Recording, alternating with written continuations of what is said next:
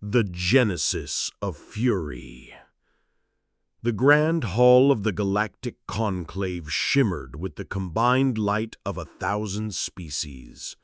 30 alien delegations, from the graceful Aryans to the stoic Krill, filled the vast chamber with a cacophony of languages and customs. In the midst of this cosmic grandeur, Captain Kaelen of the Earth Defense Fleet stood tall, a crisp, new blue uniform, a stark contrast to the elaborate robes and armor around him. Earth had only just stumbled upon faster-than-light travel 5 years ago. They were infants in this ancient, bustling galactic community. "Remember," whispered his second-in-command, Lyra Seraphina, her voice a steady anchor. "We're here to make friends, not enemies." Kaelen nodded, a knot in his stomach. Most species regarded humans with mild curiosity or indifference, but not the Vicari. Their delegation sat across the hall, scaled bodies twice a human's height, 4 arms ending in wicked claws. Kaelen had been briefed. The Vicari Empire, led by the infamous Grand Marshal Zahar, controlled 15 star systems and was known for its ruthless military might. "The human delegation may approach," announced the conclave speaker, a jellyfish-like creature, floating serenely in a gravity bubble. Kaelen walked forward, his heart pounding a nervous rhythm. This was humanity's formal introduction to the galaxy. He'd practiced his speech for weeks. "Honorable members of the Galactic Conclave," Kaelen began, his voice clear and resonant. "Earth extends its hand in friendship and peaceful cooperation." A ripple of approval went through the hall.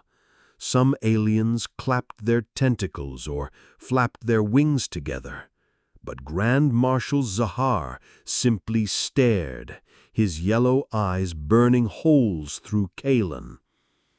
"We may be new to the stars," Kaelen continued, "but humans have much to offer. Our art, our science, our unique perspective." "Enough of this nonsense."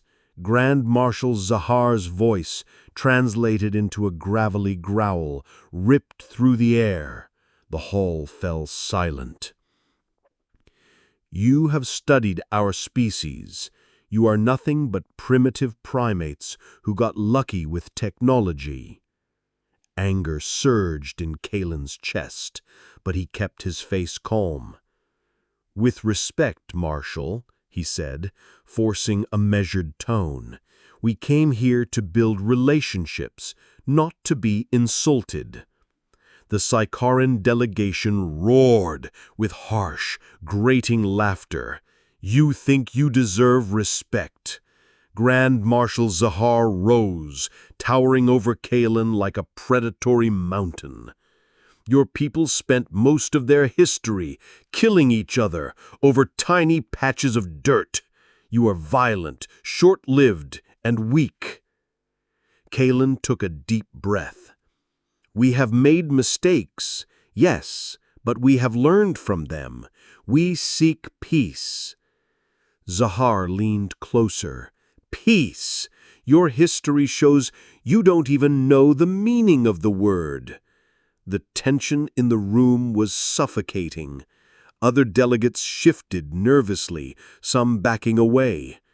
"Perhaps we should continue this discussion later," Kaelen suggested, trying to be diplomatic. Zahar bent down until his scaled face was inches from Kaelen's, and then he did something utterly unexpected. He spat directly into Kaelen's face. A thick, green fluid dripped slowly down Kaelen's cheek. He wiped it away, his hand shaking slightly, fighting every instinct to lash out. "In my culture," Kaelen said quietly, his voice a dangerous whisper, "that would be considered extremely rude." What Kaelen didn't know was that in Sikaran culture, spitting on someone was not merely rude, it was a formal declaration of war. Grand Marshal Zahar smiled, a flash of razor teeth. The Vicari Empire does not negotiate with lesser beings. Suddenly, alarms blared throughout the conclave hall. Lyra ran to Kaelen's side. "Captain, 3 Sikaran warships just appeared from hyperspace. They're attacking our vessel." Before Kaelen could respond, a massive explosion rocked the station. The conclave erupted into chaos. This was a trap, Kaelen realized. He grabbed his communicator. "All Earth personnel, evacuate immediately. This is not a drill." As they ran for their ship, Lyra looked at Kaelen, her face a mask of confusion. "What just happened? We didn't do anything to provoke them." Kaelen had no answer.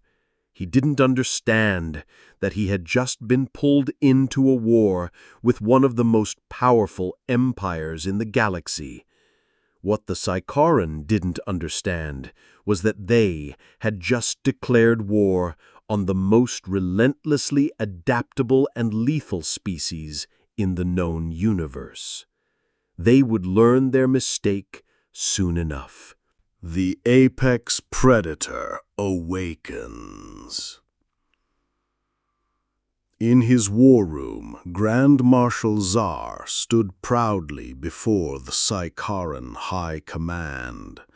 Large screens displayed the damage done to the human ships.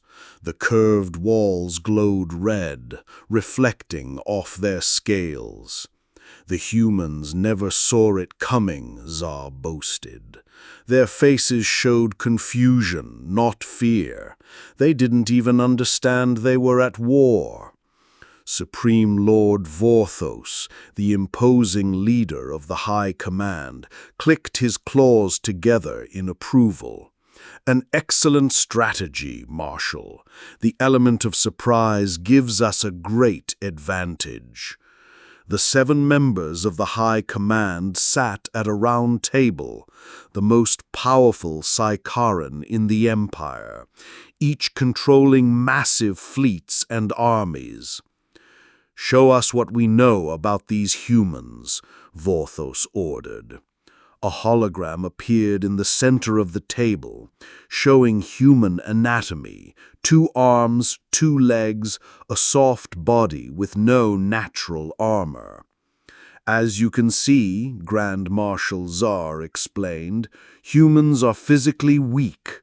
They have no claws, no venom, and poor senses. Their planet has low gravity, making their bones fragile compared to ours. Yet they managed to develop space travel," noted Commander Zarana, the only female on the council, her voice a low rumble. Zar waved a dismissive hand. "Pure luck. Their scientific development was chaotic and unplanned. They stumbled upon faster-than-light travel through a series of accidents." "What about their weapons?" asked another commander. "Basic energy weapons, nothing we haven't seen before. Their ships are poorly armored. We stole their military database. Their tactics are simple and predictable." The meeting was interrupted by a young officer who rushed in. He bowed deeply before speaking. "Supreme Lord, we have received a message from Earth. Their governments are asking why we attacked their ships. They claim they don't understand what provoked us." The High Command erupted in harsh, grating laughter. "They play innocent," Vorthos sneered. "How amusing." "Shall I prepare a response?" asked the young officer. "No response is needed," Zar said. his yellow eyes gleaming. "Our next attacks will make our intentions clear enough." The Earth is united, a new kind of foe. In a different part of space, Admiral Silas Vance stood before Earth's United Defense Council. The room was filled with representatives from every major nation on Earth, their faces grim. "The attack was unprovoked," Vance explained, his voice tight with controlled fury. Captain Kaelen was following diplomatic protocol when the Vicari suddenly opened fire. "How many casualties?" asked the council president, her voice trembling. 27 dead, 15 wounded," Vance replied. "The Vicari specifically targeted our engines to prevent escape. This wasn't a misunderstanding. It was a planned ambush." Lyra Serafina stepped forward, her uniform still stained with blood from helping the wounded. "Intelligence has discovered something important," she said, her voice shaking with barely contained rage. "The Vicari have already begun attacking our outer colonies. The research station near Alpha Centauri was hit an hour ago." Gasps filled the room. The research station was primarily civilian, scientists and their families. "Casualties?" someone asked, hoarse. 342 confirmed dead, including 86 children." A chilling silence fell over the room. Then the council president spoke, her voice steely. "Admiral Vance, what do you recommend?" Vance straightened his back, his gaze unwavering. "The Vicari clearly want war. All attempts at communication have been ignored. I suggest we give them exactly what they're asking for." "But their empire is vast," protested one council member. "They have 15 star systems, hundreds of warships. We've barely established colonies on 3 planets." "Numbers don't tell the whole story," Vance said firmly. "The Vicari think they know what humans are capable of. They're wrong." "What response should we send them?" asked the president. Vance thought for a moment. "Something simple. Something they'll understand later, when it's too late." He paused, a grim resolve hardening his features. "Send this message. You've made a terrible mistake." In his war room, Supreme Lord Vorthos received the human message. He read it and laughed, a contemptuous rumble. "Look at this pathetic threat. These humans think they can stand against the might of our empire."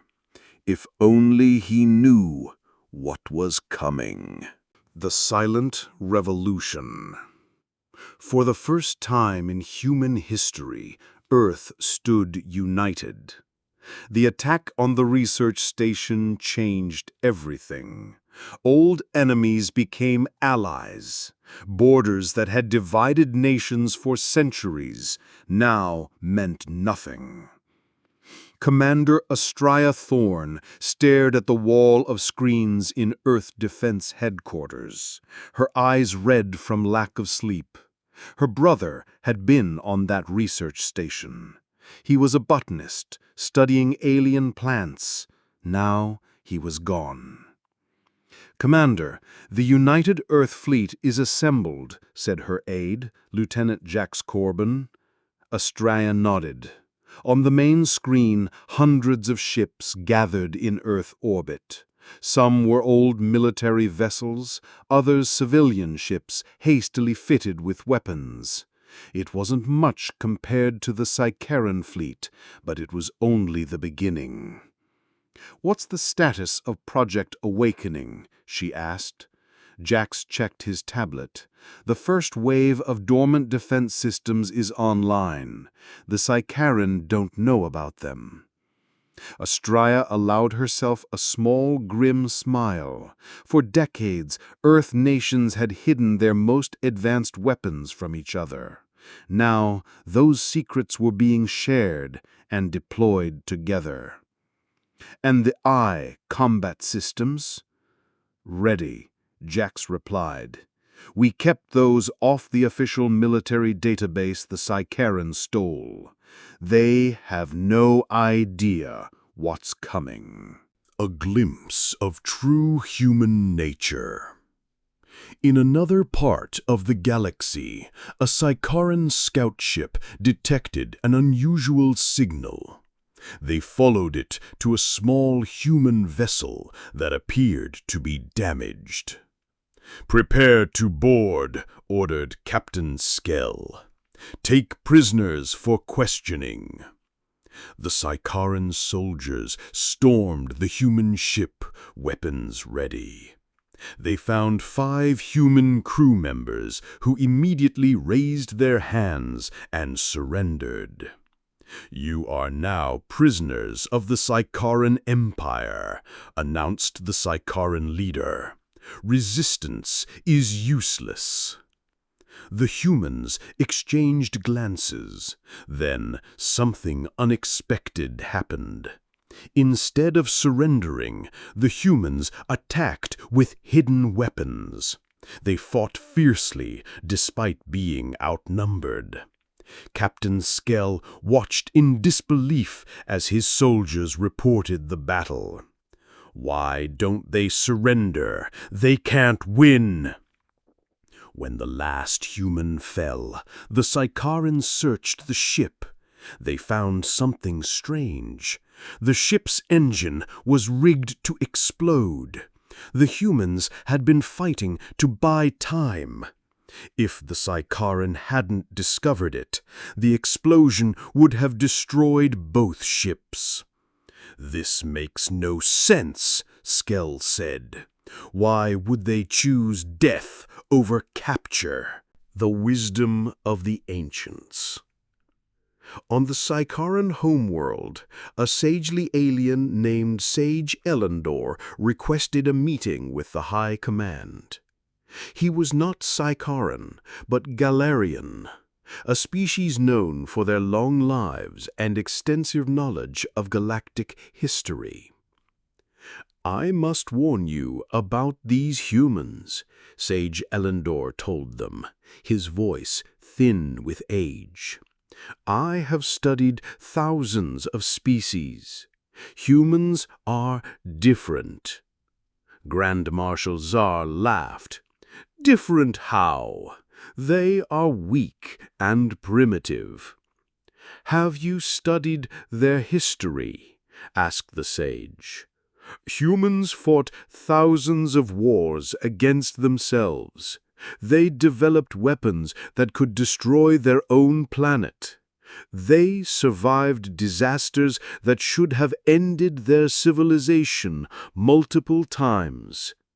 Ancient history dismissed," Supreme Lord Vorthos declared, waving a claw. "Their current military is no match for ours." "You do not understand," insisted Sage Elendor. "Humans are dangerous not because of their current weapons, but because of how they think. They are incredibly adaptive. When faced with a stronger enemy, they become more dangerous, not less." The High Command ignored his warnings. They laughed at the old sage's fears. The seeds of doubt. Meanwhile, Commander Astraea Thorn led a small team to a Sycaran outpost where human prisoners were being held. Her ship was tiny and fast, designed to avoid detection. Remember, she told her team, this is a rescue mission. Get our people out quickly and quietly. But nothing went as planned. The Sycaran discovered them almost immediately. In the firefight that followed, Astraea's team was cut off from their ship. "We need a new plan," said one of her soldiers, as enemy fire hit the wall beside them. Astraea looked around at the alien technology surrounding them, her mind working quickly, seeing patterns and possibilities. "I have an idea," she said, a glint in her eye. "But it's going to be loud, very loud." 2 hours later, the Sycaran outpost exploded in flames as Astraea's team escaped with all the prisoners. They had turned the Sycaran's own defense systems against them. When news of the raid reached the Sycaran High Command, the laughter stopped. For the first time, doubt crept in. Perhaps these humans were more dangerous than they appeared. Lieutenant Orion Volkov stood before a group of alien allies in a secure meeting room. 3 species had secretly reached out to Earth, offering help against the Sycaran. They were smaller powers who had suffered under Sycaran aggression for years. "Before we discuss strategy," Orion said, "you need to understand what you're allying with. You need to understand humans." He touched a control panel. Images appeared on the wall screen. Ancient human warriors with spears, medieval knights in armor, modern soldiers with rifles. "Humans have been fighting wars for our entire history," Orion explained, his voice flat. "Not just against external threats, but against each other. For land, for resources, for ideas." The aliens watched silently. One of them, a blue-skinned diplomat named Kiri, raised a tentacle. "This is not unique," Kiri said. "Many species fight wars." Orion nodded. "True, but humans perfected war in ways most species never imagined. We turned it into a science." More images appeared. Ancient battle formations, guerrilla fighters hiding in jungles, modern special forces training. "When the Sycaran attacked us, they expected us to fight according to galactic conventions of warfare. They expected us to meet their fleets in open space, to follow predictable patterns." One of the aliens, a reptilian creature named Dex, clicked his teeth nervously. "And you don't?" "We adapt," Orion replied, simply. "Throughout our history, when faced with stronger enemies, humans found ways to even the odds. We developed tactics that seemed dishonorable to some, but effective to us." Meanwhile, in a distant star system, a lone human destroyer named the Defiant approached a Sycaran patrol of 3 warships. The Sycaran ships were larger and more heavily armed. "They spotted us," reported the Defiant's sensor officer. "They're moving to surround us." Captain Elias Vance nodded calmly. "Right where we want them. Begin Operation Trojan." The Defiant sent out a distress signal, appearing damaged and vulnerable. The Sikaran ships moved closer, eager for an easy kill. "They're within range," said the weapons officer. "Now," ordered Vance. The Defiant suddenly released dozens of small objects. They looked like debris, but each contained a powerful explosive. At the same time, the ship's engines fired at full power, pulling away faster than the Sikaran expected. The Sikaran commander laughed. "They're running away and dropping garbage behind them.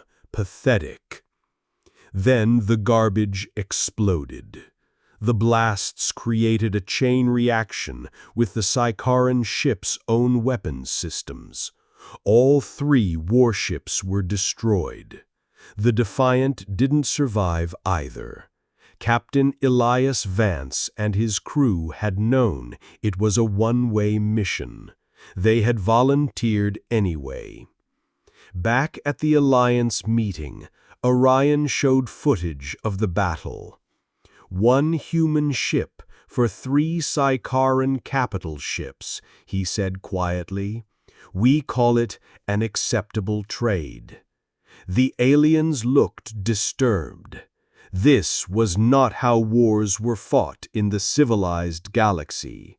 "But the crew, they volunteered?" Kiri asked, incredulous. "Yes," Orion finished, "because they knew their sacrifice would save more lives in the long run. Humans understand that true victory sometimes requires the ultimate price." In the Sikaran High Command, Supreme Lord Vorthos slammed his fist on the table. "How are they predicting our movements?" he demanded. "We change our codes daily, yet they're always one step ahead." Grand Marshal Zahar had no answer. The war was not going as planned. Humans didn't fight like any enemy they had faced before. Sage Elendor was invited back to speak. This time they listened. "Humans evolved as predators," the old alien explained. "Apex predators on their own world. They understand predatory thinking because they are predators themselves." "What does that mean?" asked Commander Zarama, a flicker of unease in her eyes. "It means they think like you do. They can predict what you will do because they ask themselves, 'What would I do if I were hunting?' And then they set traps accordingly." For the first time, genuine fear flickered in the eyes of the Sikaran High Command. "Then how do we defeat them?" asked Supreme Lord Vorthos, his voice losing its usual authority. Sage Elendor shook his head sadly. "I'm afraid you already made your biggest mistake. You killed their young." He looked at each Sikaran commander in turn. "There is nothing more dangerous in the galaxy than a human protecting its children or a human seeking revenge for them." 6 months into the war, the tide had turned. The Sikaran, who had expected a quick victory, were now losing territory daily. Their once mighty empire was shrinking as humans pushed forward on multiple fronts. Sergeant Isabella Izzy Reyes lay perfectly still in the tall purple grass of planet Nexus 7.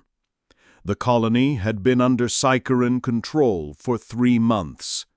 Izzy and her team had been on the ground for 5 days, barely sleeping, watching, and waiting. "Target convoy approaching," whispered Corporal Finian Kael through their secure comm channel. 6 vehicles, 22 soldiers by my count." "Copy that," Izzy replied, checking her weapon one last time. "Everyone in position. Remember, we hit hard and fast." What followed was not a fair fight. The Psycherin never saw the attack coming. Izzy's team had studied their patrol patterns, identified their weaknesses, and struck at the perfect moment. Within minutes, the convoy was destroyed, and the human team disappeared back into the wilderness. This same scene was playing out across dozens of occupied worlds. Small human teams causing massive damage before vanishing. On a Psycherin command ship, Field Marshal Gorn reviewed the reports with growing concern. "How are they doing this?" he demanded of his intelligence officer. "These humans have been on the ground for days without rest or resupply. Our troops require regular breaks and food. The humans just keep going." The intelligence officer brought up an analysis of human physiology. "We've learned something disturbing about humans. They evolved as what they call persistent hunters.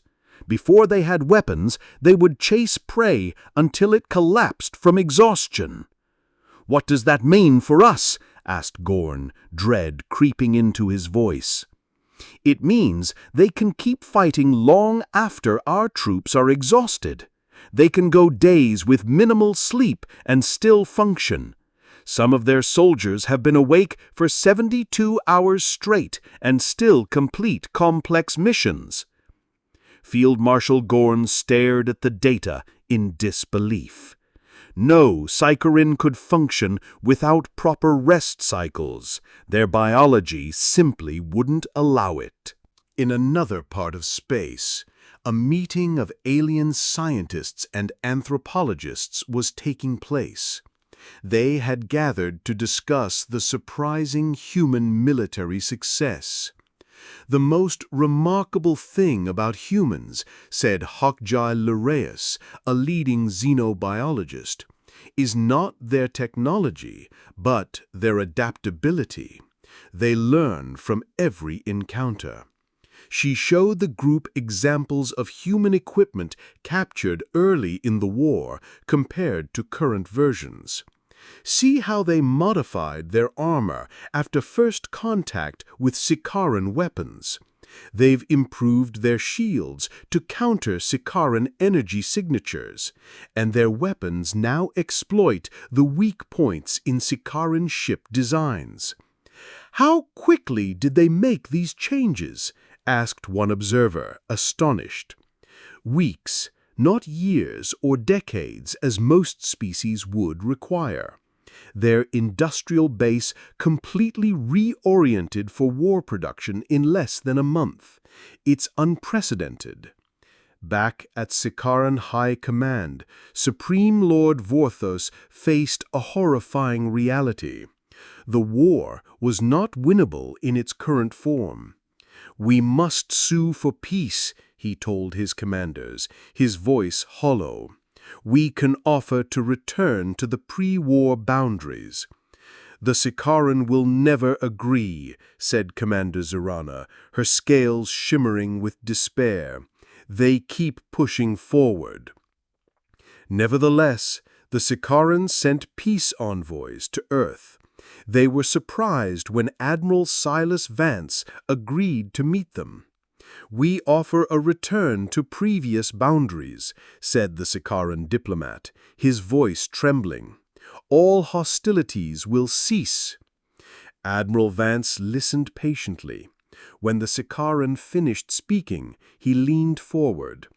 "That would have been acceptable 6 months ago," he said, calmly, his eyes like steel, "before you attacked our civilians.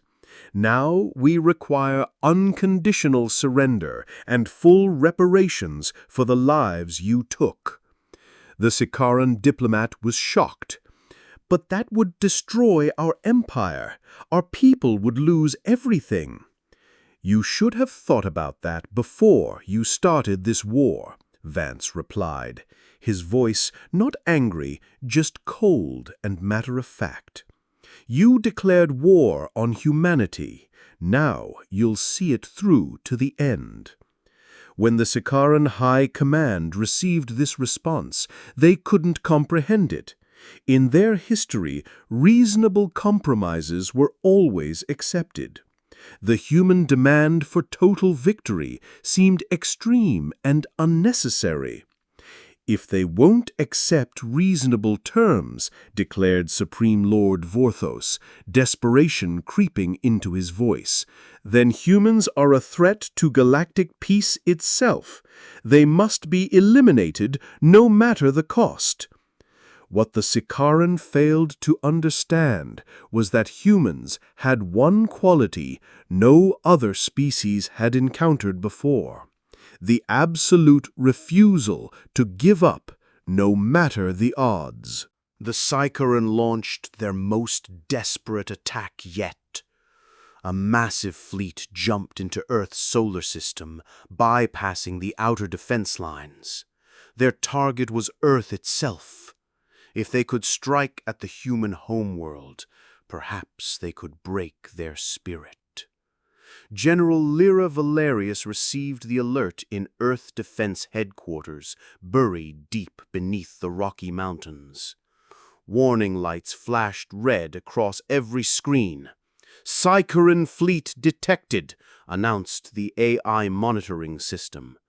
214 warships.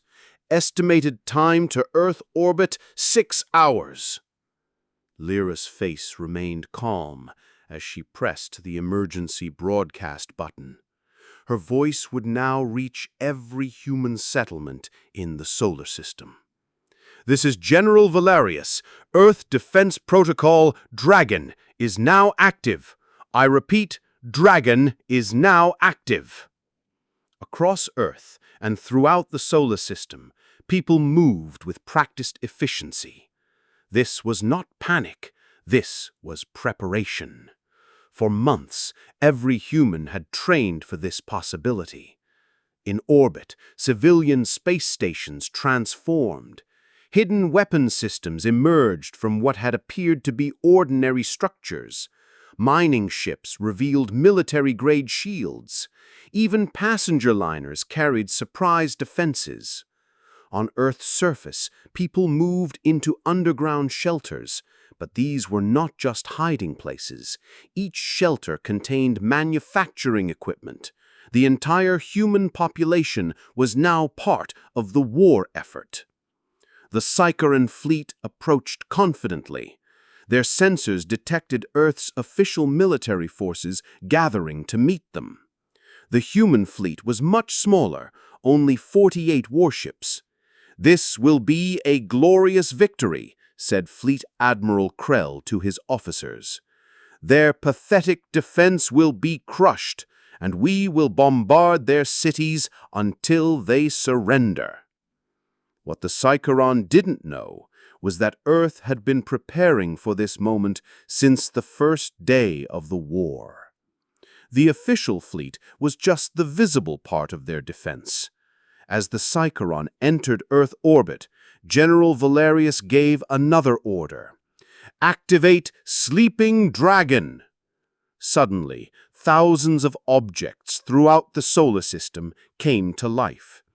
Asteroids that were actually disguised weapon platforms, satellites that contained powerful energy weapons, even space debris that turned out to be smart mines. The Sikaran fleet found itself surrounded and under attack from all directions. "What is happening?" screamed Fleet Admiral Krell as his flagship shook from multiple impacts. "Where are these attacks coming from?" On his tactical display, new enemy signatures appeared every second. The space around Earth was alive with weapons that had been hiding in plain sight.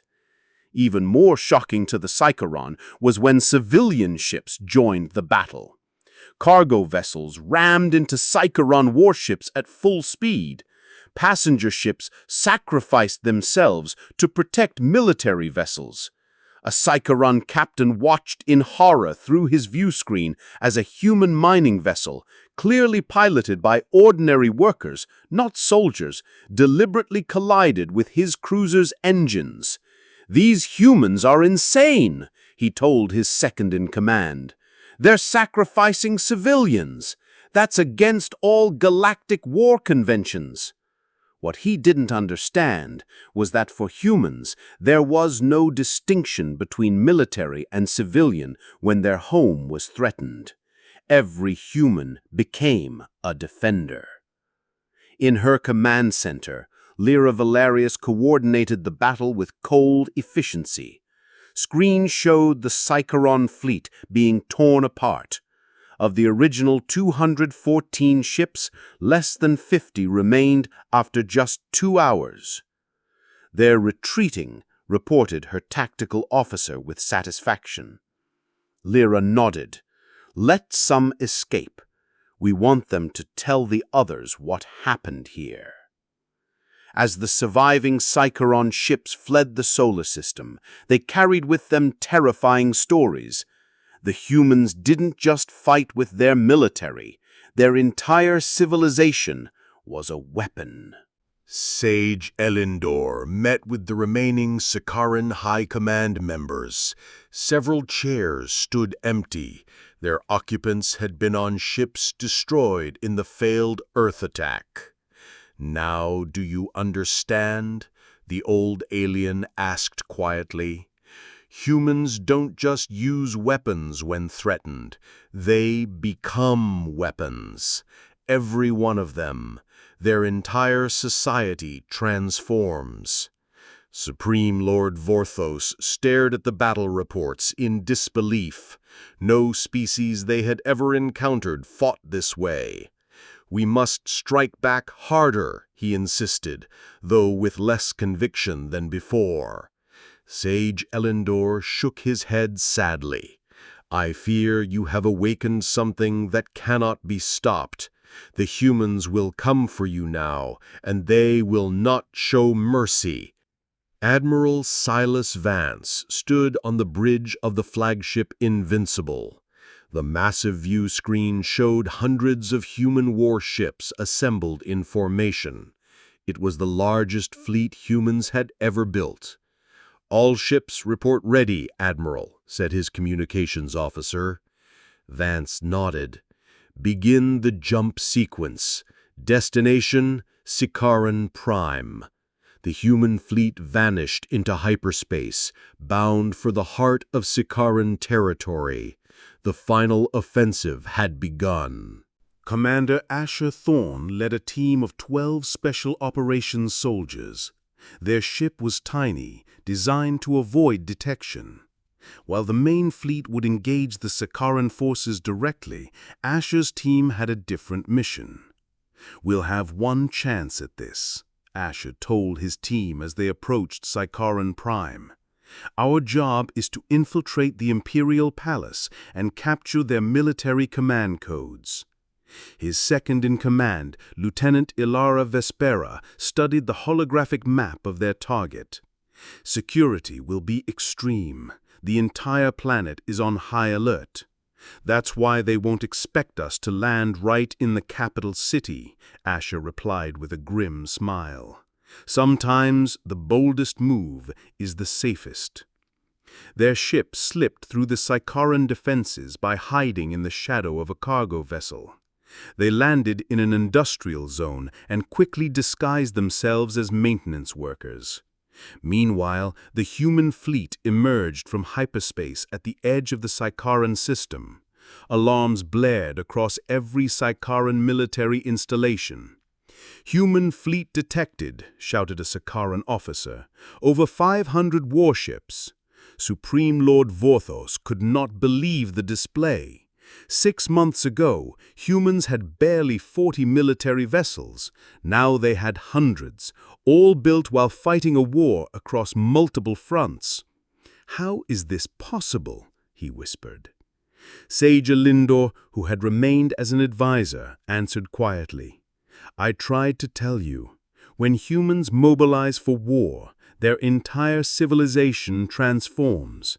Every factory, every resource, every person is dedicated to the effort. The Sakaran population watched in horror as the human fleet approached their homeworld. They had been told they were winning the war. Now enemy ships filled their skies. In the palace, Asher's team moved carefully through service corridors. Their disguises worked perfectly. Sakarans were so convinced of their superiority that they never imagined humans could infiltrate their capital. "Command center ahead," whispered Ilara. "Guards at the entrance." Asher gave hand signals to his team. They moved with practiced precision. The guards were neutralized silently, and the team entered the command center. Inside, they found something they hadn't expected: data files for a doomsday weapon. The Sakaran Emperor, a massive, ancient figure named Emperor Kadron, had ordered its construction in secret. If activated, it would create a chain reaction that would destroy not only Sakaran Prime, but several nearby star systems. "We need to warn the fleet," Asher said urgently. He copied the files while his team secured the room. Aboard the Invincible, Admiral Silas Vance received Asher's message.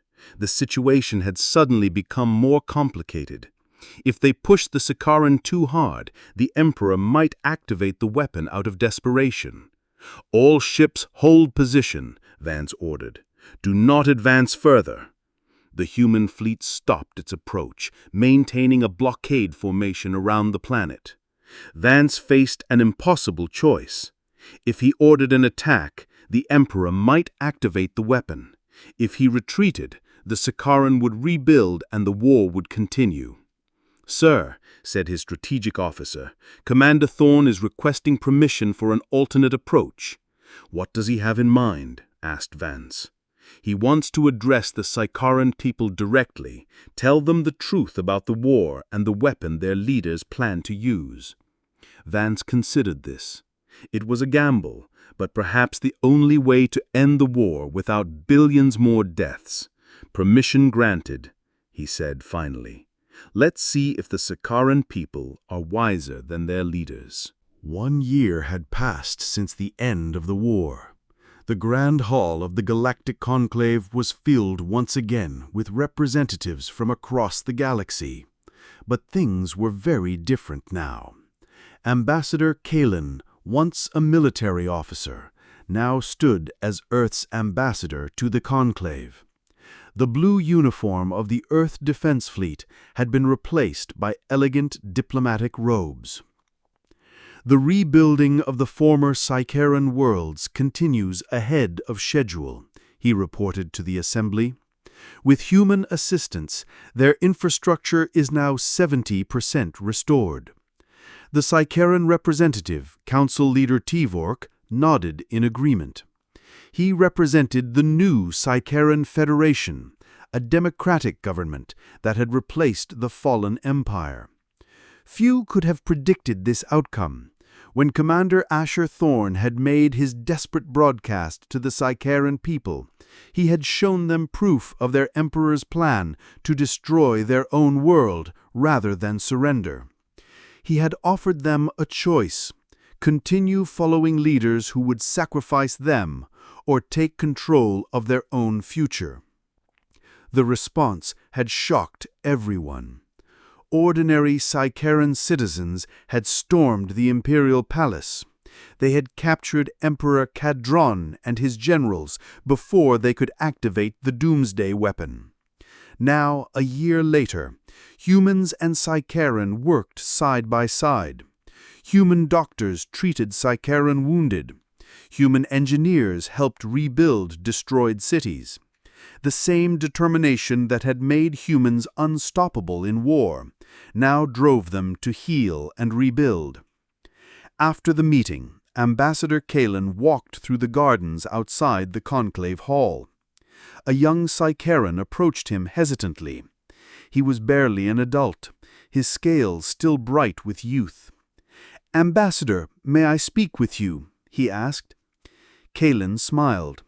"Of course. What can I help you with?" "My name is Kaelen," the young Sicarian said. "I lost my parents in the war. Now I study at a school rebuilt by humans. My teachers are human. The doctors who treated my injuries were human."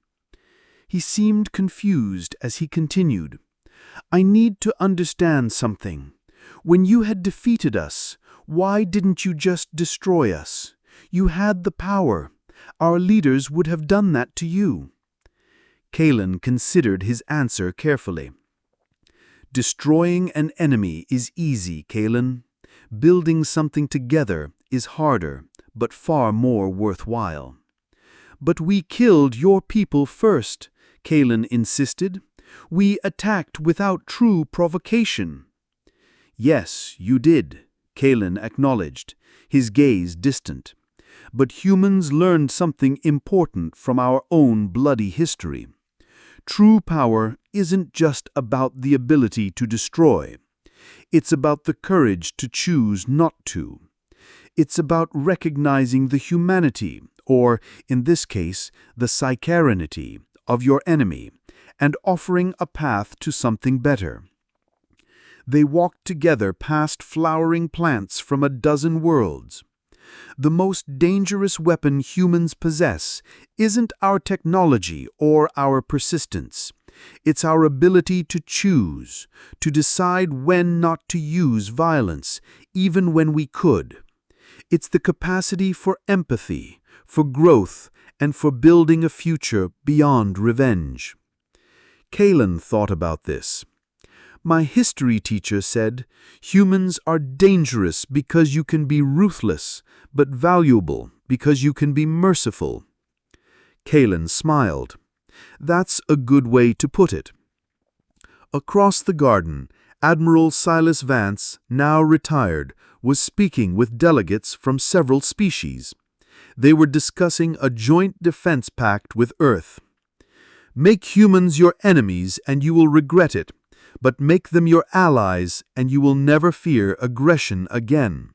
The old admiral nodded, but added, "Just remember, the choice to be peaceful is exactly that, a choice, one we make daily, every single one of us." As the twin suns set over the conclave, representatives from 30 species gathered for a formal dinner. Human and Sicarian sat side by side, former enemies now working toward a common future. A toast was raised by the conclave speaker, to understanding between worlds. In a quiet moment, Sage Elendor approached Ambassador Kaelen. The sagely alien looked pleased. "You know," he said, "there's a new saying spreading through the galaxy. Befriend the humans, for they are the most formidable enemies and the most invaluable allies in the known universe." Kaelen raised his glass. "To friendship." Then, across the stars, on worlds once ravaged by war, humans and Sicarian worked together to build something new. The same determination that had made humans lethal in battle now made them extraordinary in peace. The most dangerous species in the galaxy had proven something profound. True strength lies not just in the ability to fight, but in the wisdom to stop, to heal, and to build a better future together.